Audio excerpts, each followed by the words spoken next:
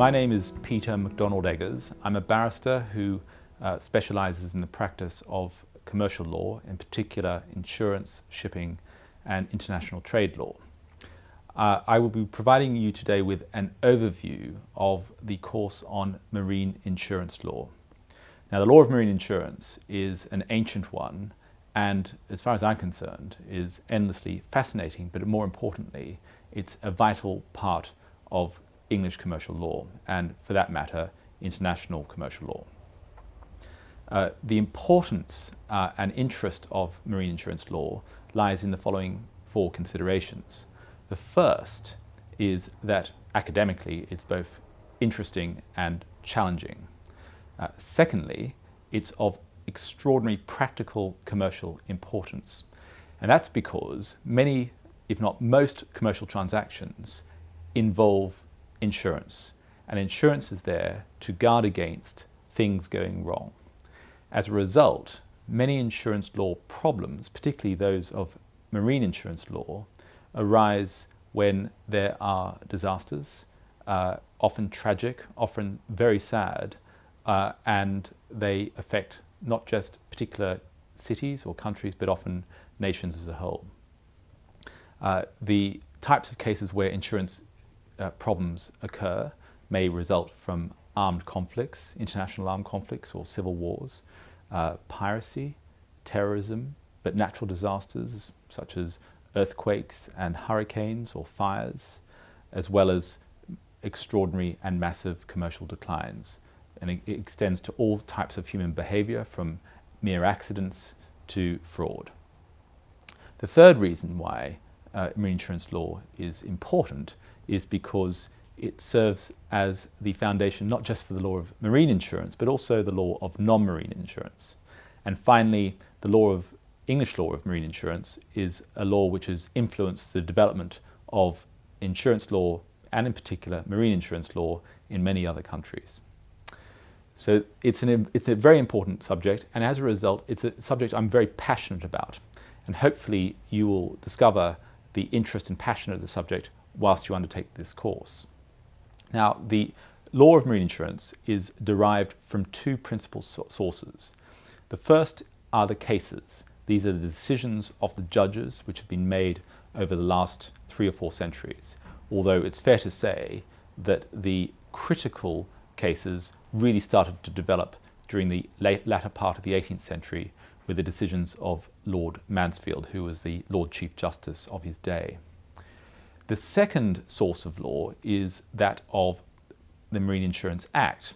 Now, that is an act which was passed in 1906, and it was drafted by Sir Mackenzie Chalmers, and he undertook the Herculean task of considering all the cases which then existed on marine insurance law, which he numbered around 2,000, and reviewed each of the cases, analysed them, and extracted from those cases the relevant legal principles, which he proceeded to codify in the Marine Insurance Act.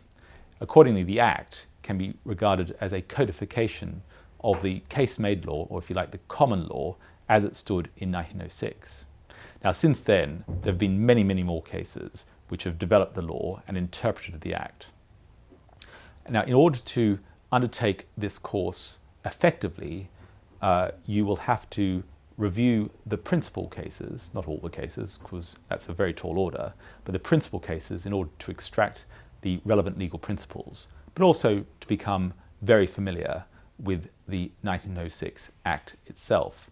It's not a very long act compared to many other statutes. It's not more than 100 sections, and some of those sections are very short. So it's entirely achievable, but a mastery of the Act is a very important starting point for developing your skills in marine insurance law. I should point out that the law of marine insurance, indeed the law of insurance, is undergoing an internal legal review at the moment, not just within the government, but also with the Law Commission and many other external agencies, with a view to reforming the law, because there are some aspects of English marine insurance law which are treated as harsh, particularly towards one of the parties, the assured, as opposed to the insurer, and it's prompted this call for law reform. But this has been an ongoing process Now, whilst that process has developed a change in consumer insurance law as of last year, the discussion and debate concerning commercial insurance law is still ongoing. So it may be many years yet before there are any changes to the law, although it's possible that the change may come sooner than I think. Now, each of the sections of the marine insurance law course, of which there are 4, is introduced by a chapter which identifies the aims and objectives of each of those sections. Now, I say there are 4 sections. The sections are as follows. Section A is concerned with the contract of marine insurance and identifying what it is and what it means.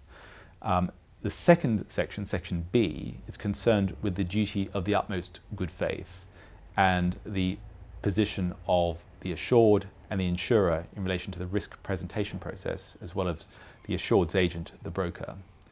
The third section, Section C, is concerned with the manner in which the contract of marine insurance works by reference to notions of dangers or perils,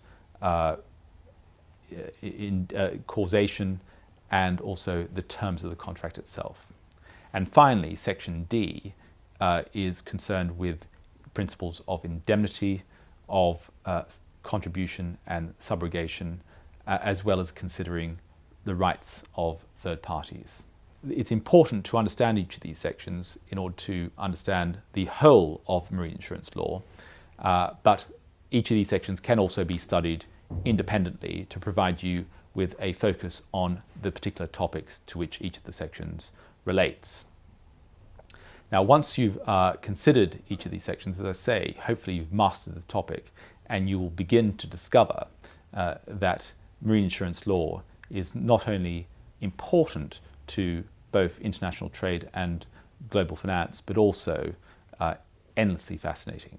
So I hope you undertake this course with a view to discovering the delights of marine insurance law and find it as interesting as I already do.